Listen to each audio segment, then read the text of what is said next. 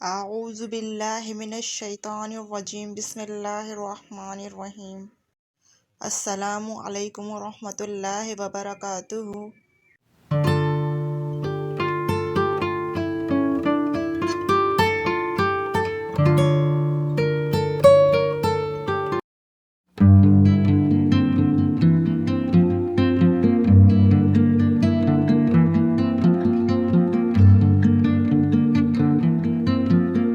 آج کا ہمارا عنوان ہے اساطیر، تو آئیے چلتے ہیں ویڈیو کی جانب۔ اساطیر یا دیو مالا۔ اساطیر عربی زبان کا لفظ ہے جس کے لغوی معنی ہیں قصہ کہانیاں، مگر ادبی اصطلاح میں اساطیر سے مراد رسموں، شعائر و اطوار، تکون کائنات اور مظاہر فطرت سے وابستہ ماورائی طاقتوں اور دیوی اور دیوتاؤں وغیرہ کی سرگرمی اور داستانیں اساطیر کہلاتی ہیں۔ انہیں دیو مالا بھی کہا جاتا ہے۔ ہر قوم کی اپنی اپنی اساطیر ہیں جو نسل در نسل سینہ بہ سینہ منتقل ہوتی رہی ہیں اور عقائد کی حد تک عزیز سمجھی جاتی ہیں۔ قدیم افسانوی قصوں اور دیوی دیوتاؤں سے متعلق آثار کو اساطیر، دیو مالا یا علم الاصنام کہتے ہیں۔ اسی ضمن میں یونانی، مصری اور ہندی دیو مالا کو بڑی اہمیت حاصل ہے۔ انسانی ذات میں شاعری کی دیو مالا کا سرچشمہ بھی اولین قوت تخیل ہے۔ آج کا شاعر بھی مظاہر فطرت سے اسی طرح ہم کلام ہوتا ہے اور ان پر زندہ صفات کا اطلاق کرتا ہے، گویا دیو مالا قصہ نہیں بلکہ شاعری کے لوازمات میں شامل ہو۔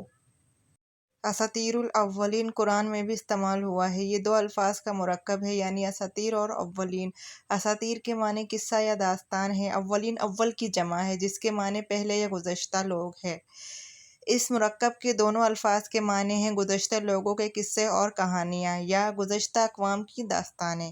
قدیم مذہبوں میں دیوی دیوتاؤں اور خداؤں کے قصے کہانیاں۔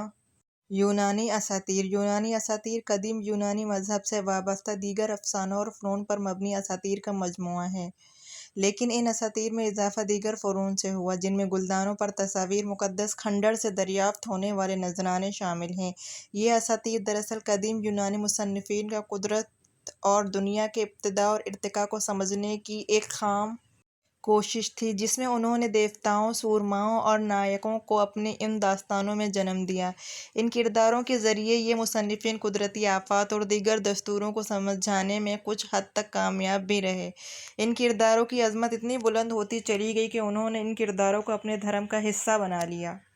متس کو 3 دائروں میں رکھ کر لٹریچر کے مطالعے میں مدد لیں تو بہتر ہوگا۔ ایک دائرہ ایسے مت کا ہے جو خالص ہیں، دیوتاؤں سے تعلق رکھتے ہیں۔ 2 مختلف دنیا کی پہچان ہوتی ہے جو ایک دوسرے سے مختلف ہیں لیکن استعارے انہیں ایک دوسرے سے منسلک رکھتے ہیں۔ لٹریچر میں جنت جہنم کا ذکر ہوتا رہتا ہے اور مذہب ایک سے زیادہ سطح پر انہیں ایک دوسرے سے قریب رکھتا ہے۔ دوسرا دائرہ رومانی ہے۔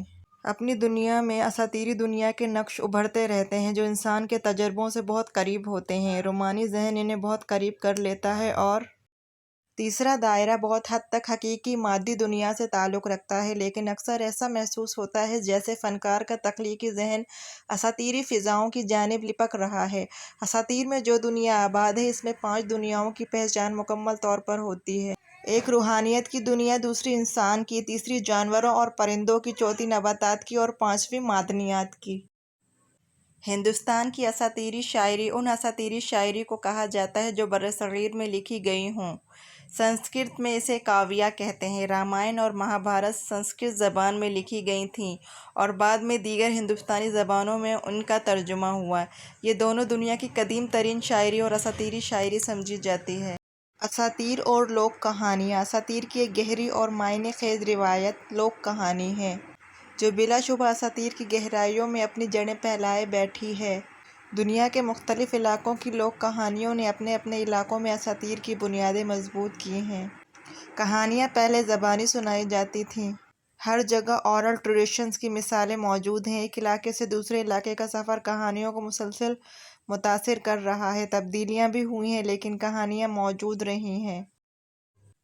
لوک کہانیوں کی مثالیں۔ لوک کہانیوں میں الادین اور اس کا چراغ، علی بابا 40 چور، حضرت سلیمان اور جنات، پری بانو اور جادوگر، شرون کمار، ماہی گیر اور جن، سندباد جہازی، آب حیات اور خواجہ خضر۔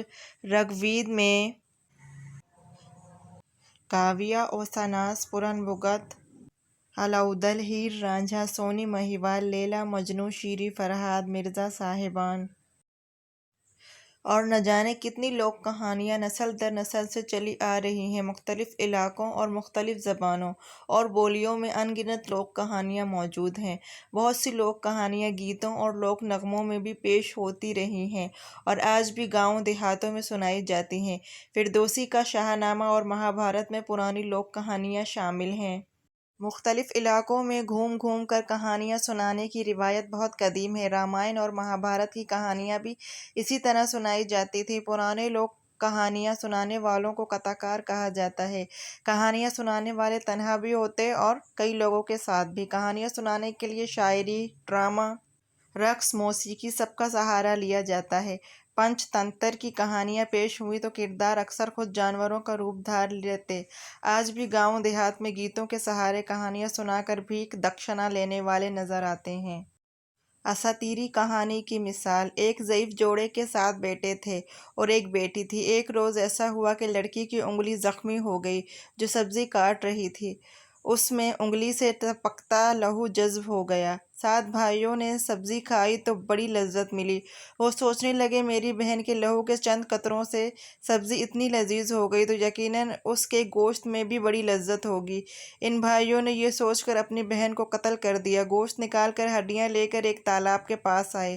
ایک مچھلی تالاب سے اوپر آئی، کہا ان ہڈیوں کو تالاب کے کنارے دفن کر دو، وہاں جہاں چیونٹیاں رینگ رہی ہیں۔ بھائیوں نے مچھلی کی بات سن لی اور اپنی بہن کی ہڈیوں کو چیونٹیوں کے پاس تالاب کے کنارے دفن کر دیا۔